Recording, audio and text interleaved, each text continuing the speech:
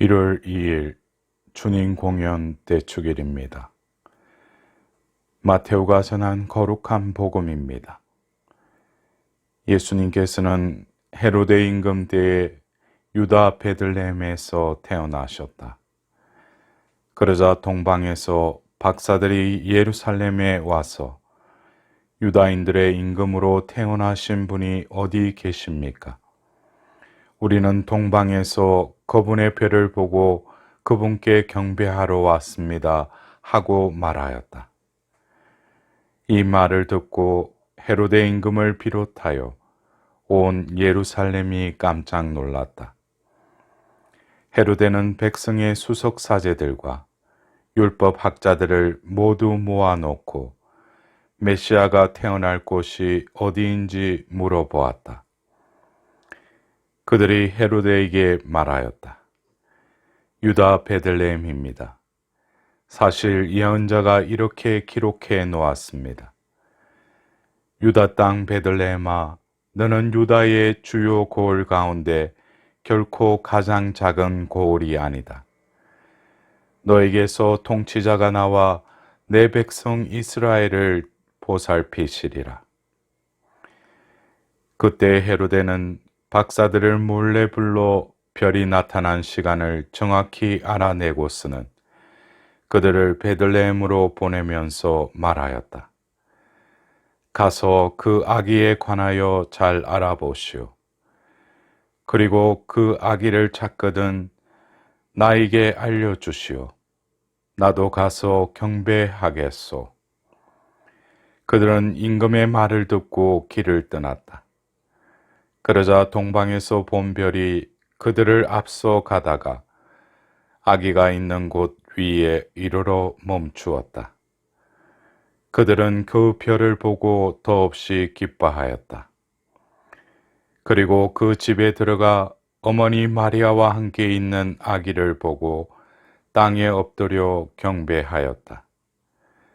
또 보물 상자를 열고 아기에게 황금과 유황과 모략을 예물로 드렸다. 그들은 꿈에 헤로데에게 돌아가지 말라는 지시를 받고 다른 길로 자기 고장에 돌아갔다. 오늘은 아기 예수님께서 공적으로 세상에 드러나심을 기념하는 공연 대축일입니다. 오늘 말씀 전례의 일독서에서는 이사야 예언자가 민족들이 너의 빛을 향하여 임금들이 떠오르는 너의 광명을 향하여 오리라 하고 주님께서 빛으로 세상에 드러나실 그 날을 예언하고 있습니다. 제2독서에서는 바오로 사도께서 다른 민족들도 그리스도 예수님 안에서 복음을 통하여 공동 상속자가 되고 한 몸의 지체가 되며 약속의 공동 수혜자가 된다라며 인종과 국적, 남녀노소, 빈부, 기천의 차이 없이 주님의 말씀은 받은 모든 이들은 누구든지 예수님의 지체가 되어 구원을 받는다는 기쁜 소식을 선포하고 있습니다. 우리를 구원으로 초대하시는 이 빛의 신비는 바로 성탄의 신비인 것입니다. 오늘 복음에서 동방 박사들의 경배를 통하여 이 신비는 또한 드러나는 것입니다. 오늘 복음의 그 상징들은 성탄의 신비가 지금의 우리 삶 안에서 벌어지고 있음을 일러주고 있는 것입니다. 성경에서 동방이라는 이 표현은 특정한 나라 이름이 아니라 모든 나라를 상징합니다. 또한 동방 박사의 박사라고 번역되는 원어인 마고이는 단순한 과학자가 아니라 인생에서 먹고 사는 것보다 더 중요한 진리를 찾는 이들, 사람답게 사는 길을 찾는 이들을 일컫는 말입니다. 이들은 임금으로 태어나신 분의 별을 보고 경배하러 그 먼 고장에 예루살렘으로 왔던 것입니다. 역사 기록에 의하면 그 시대에 실제로 예수님께서 탄생할 즈음에 천체의 목성과 토성이 근접하는 현상이 있었다고 합니다. 목성은 왕을 상징하였고 토성은 유다인을 상징하였으므로 토성의 목성이 다가감은 유다인에게 왕이 태어나는 상징으로 풀이하였던 것입니다. 그러기에 동방 박사들은 예루살렘에 와서 유다인들의 임금으로 태어나신 분이 어디 계십니까? 하고 물었던 것입니다. 이 말을 들은 헤로데는 자신도 아기 예수님을 찾는다고 하였지만 그 동기는 박사들과 상의하였습니다. 경배하기 위해서가 아니라 찾아서 없애버리려고 하였던 것입니다.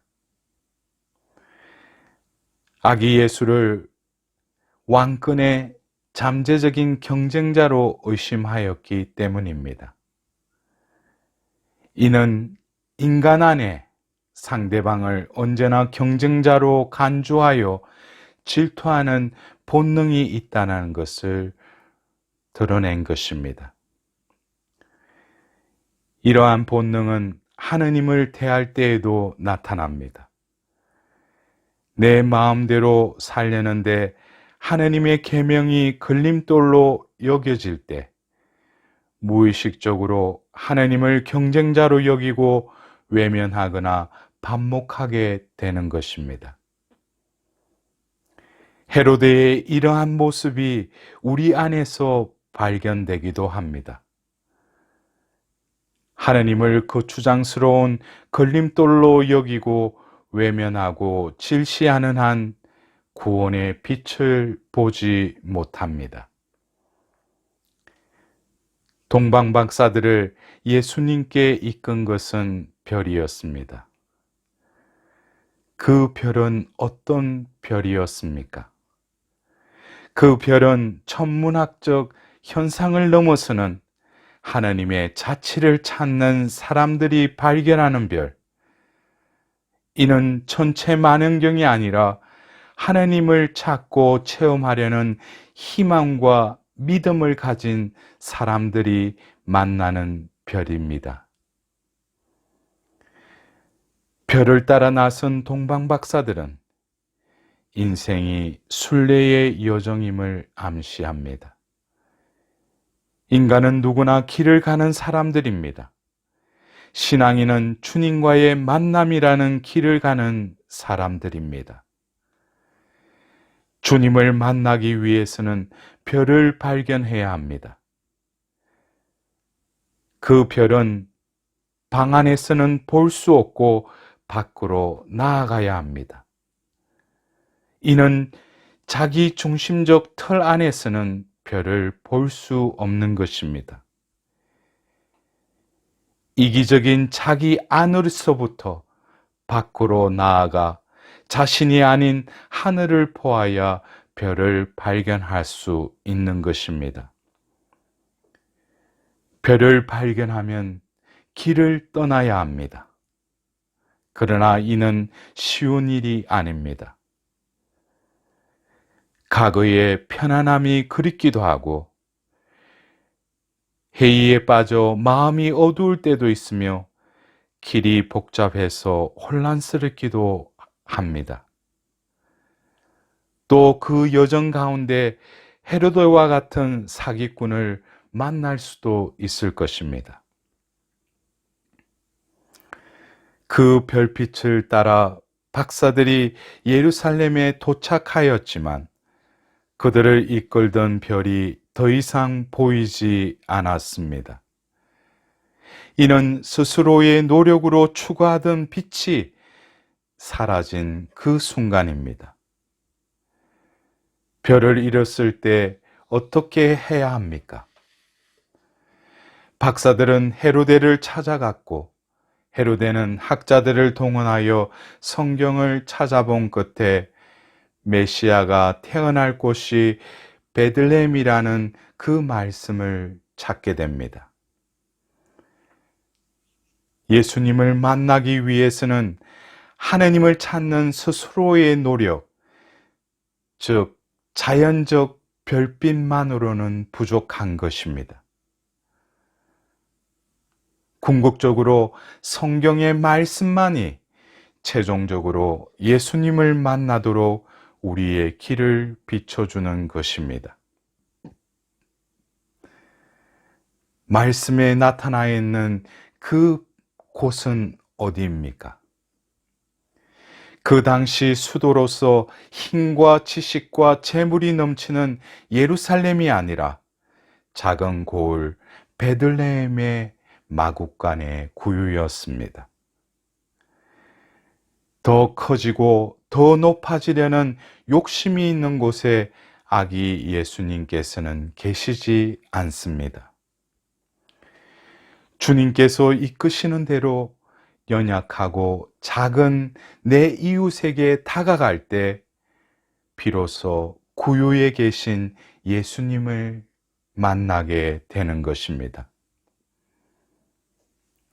전설에 의하면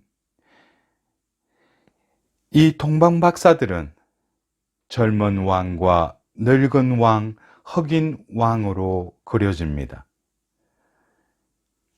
아기 예수님을 경배하려면 젊음과 늙음, 흰색과 검은색, 즉 인간의 모든 영역이 함께 가야 한다는 것입니다.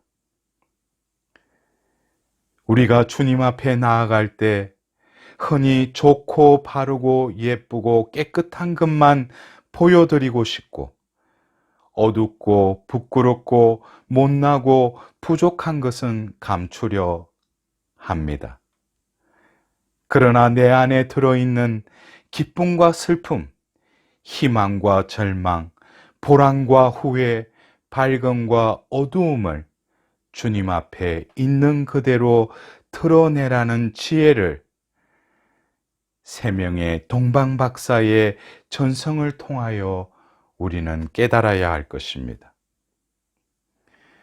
예수님 앞에 이 세 명의 동방박사들은 만남에 그 무릎을 꿇고 경배합니다. 인생의 목적지에 도착한 그 모습이기도 합니다. 우리 삶의 여정이 도착할 최종 목적지는 예수님인 것입니다. 예수님이 아닌 다른 목적지는 방황만을 불러올 뿐입니다. 박사들은 아기 예수님께 황금과 유향과 모략을 드렸습니다. 황금은 태양빛으로 진정한 왕을 상징하고 유향은 신에게 분향할 때 쓰이는 재료로 신성을 상징합니다. 모략은 시신에 바르던 약재로 다가올 십자가상의 죽음을 상징하는 것입니다. 이는 우리가 주님께 드릴 봉헌물을 또한 상징하고 있는 것입니다. 황금처럼 순수하고 빛나는 사랑과 유향처럼 피어오르는 영혼을 향한 그 갈망과 모략을 바른 듯한 우리의 상처와 고통을 봉헌하여야 하는 것입니다. 사랑하는 형제자매 여러분, 신앙인은 지상의 삶에 묶여 땅만 보고 살아가는 사람이 아닙니다. 구원의 열망을 담은 그 별빛을 따라 순례하는 이들입니다. 우리도 동방 박사들처럼 자신의 방을 나와 별을 발견하고 이기심의 집을 떠나 주님께 나아갑시다. 어둡고 지칠 때 우리는 성경의 말씀에서 힘을 얻어 다시 그 여정을 떠납시다. 주님께서는 사람이 되신 하느님의 한금 같은 그 사랑으로 지금 여기의 현실을 유황의 연기처럼 거룩하게 해주실 뿐만 아니라 모략처럼 우리 상처를 말끔히 치유해 주실 것입니다.